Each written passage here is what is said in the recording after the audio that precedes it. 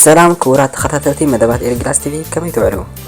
نلوم يدما شوعتي عقد دستنت بتات قال نستيتي مسود تبعتي أبناي فلما قطرها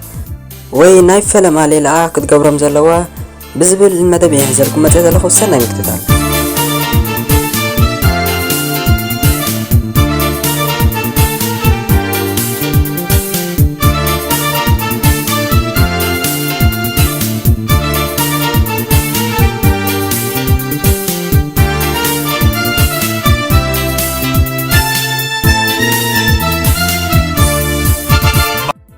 ناي فلما قطرها وي ركب نتا مسخا تراخب قال وي مسخي زراخب ودي بعلال همسيلكا حساباتون وشتاوي دليتاتون اتمزنلو عقداس عقادامي سلازي يدما عبتي ناي فلما ليلاخي وي ليلاخا بزح تنقاطات زليكا وي زليكي نلومي دما ندق انستي حواتنا عقد تستي مزبلكم شوعت حسابات وي نتبتات حزلكم مزي اللخو نابو خبلكم سنة مكتبال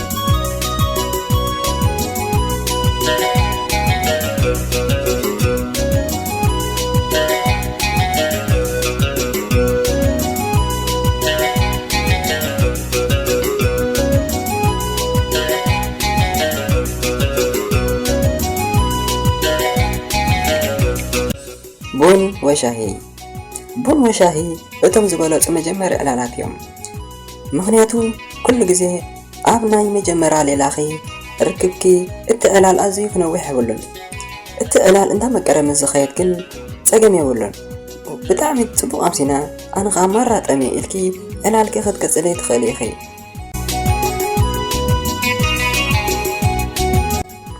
ቁጽሪ 2 መግቢ ምምላእ መግቢ ኣብ እትእዝዝሉ እዋን ገንዘብ ዝሓፅረክ እንተኾይኑ ሕስር ዝበለ መግቢ ኣዝዚ ማራ ደስ ከም ዝብለክን ከም እትፈትዮን ድማ ንገርዮ ንሱ ድማ ደስ ዝብሎ መግቢ ክእዝዝ ሓብርዮ እንታይ ዓይነት መግቢ ደስ ከም ዝብሎ ድማ ሕተትዮ ቁጽሪ 3 ቴሌፎንኪ ኣይትጠቐሚ ምሱ ኣብ ዘለኸሉ እዋን ካብ ዝኾነ ይኹን ስድራቤት ወይ ዓርኪ መሓዛ ቴሌፎን ክድወለክ ይኽእል እዩ ግን እንተ ዘይተቐበልክዮ ኣዝዩ ተመራፂ እዩ ምኽንያቱ ቴሌፎን ዘይምቕባልኪ ኣብ ልዕሊኡ ዘለኪ ኣኽብሮት ስለ ዝገልጽ ኢመርጀንሲ ወይ ኣዝዩ ኣገዳሲ ምስ ዝኸውን ግን ተቐቢልኪ ካብ ሓደ ደቂቕ ዘይሓልፍ መልእኽቲ ኣመሓላልፊ ተመሊስኪ ድማ የቕሬታ ሕተት እዮም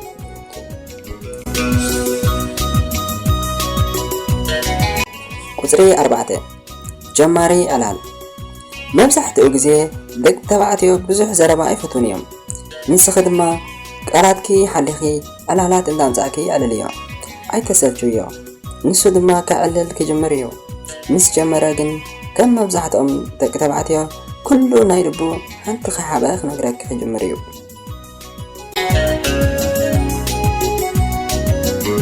ቁጽሪ 5 እምንትን ጽንዕትን ኩኒ ኩሉ ዘጋጥመኪ ዘለኽዮ ህይወትን ንገርዮ ዘይንስኺ ኣይትምሰሊ ኩሉ ምስ ነገርክዮ ኸዓ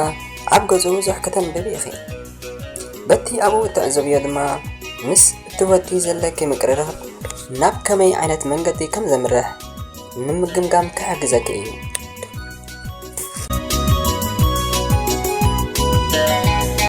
ቁጽሪ 6 ቀልጢፍኪ ኣይትወስኒ ነቲ ወዲ መደባትኪ ንገርዮ እቲ ምስቲ ወዲ ዘለኪ ምቅርራብ ኣዝዩ ደስ ዘብል እንተኾይኑ ምስኡ እውን ክትቅጽሊ እንተደሊኺ ናይ ውሽጢኺ ከሓባእኪ ስምዒታትኪ ግለጽሉ እቱ ምስኡ ዘለኪ ርክብ ድማ ንርሑቕ ዝዓለመን ኣብ ዝብጻሕ ክትበጽሒ ከም እትደሊን ንገርዮ ንሱ ፈቓደኛ ምስ ዝኸውን ድማ በቲ ንኽልቲኹም ይጠዕም እዩ ዝበልኩሞ መንገዲ ጉዕዞኹም ቀጽሉ ኣገዳሲ ነጥቢ ኣብቲ እትገብርዎ ምስምማዕ ነቲ ወዲ ኩሉ ክትገብርዮ እትደሊ ኣብ መጀመርታ ንገርዮ ምኽንያቱ ኣብዚ እዋን እዚ ብዙሕ ፍትሕን ባእስን ኣብ ዘይተደለየ ህልኽን ዝኣትዉ ዘለዉ ሰባት ኣብቲ ናይ መጀመርያ ሌልኦም ሓሳባቶምን ድሌታቶም ስለ ዘይነግሩ እዮም ኣብ ሓዳርን ናብራን ምስ በጽሑ ድማ ኩሉ እቲ ዝመደብዎ ከምቲ ዝሓሰብዎ ስለ ዘይጸንሖም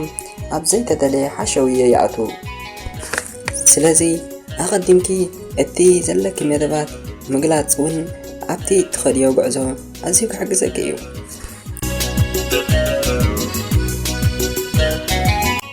ቁጽሪ 7 ኣከዳድናን ጽሬትን ምስ ምውጻእ ተጀሚሩ ብሓንሳብ እትረኸብሉ እዋናት ኣከዳድናኺ ዓብዪ ኣገዳስነት ኣለዎ። ክፍሊ ኣካላትኪ ዘይርኢ ክዳን ጌርኪ እንትኸድኪ ተመራፂ እዩ። ምክንያቱ ኣከዳድናኺ መግለፂኺ ስለ ዝኾነ።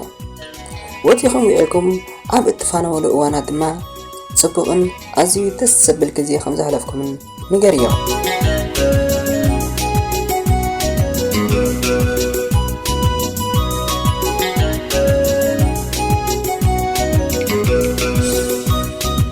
ስለዚ ኣሕዋተይ እዚኣ ንእሽተይ ንዓኽን እትጠቅም እያ ዝበልኳ ጽሕፍቲ ኣይተስተዋሕልኣ። ኣብ ቀጻሊ ከዓ ካብዚ ንላዕሊ ከቕርብ ምትብባዕክን ኣይፈለየኒ። ሰላም ቅነ ጸኒልኩም ሰማዕኹምኒ ብልቤ ዘመስግነኩም ኣዳላውን ኣቕራብን ኤሪክላስ ቲቪ ምንጭን ሓሳባትን ኣብ ኢንተርነትን መጽሕፍትን ተወኪለ ዝተረኽበ እዩ። ሰላም ቅነ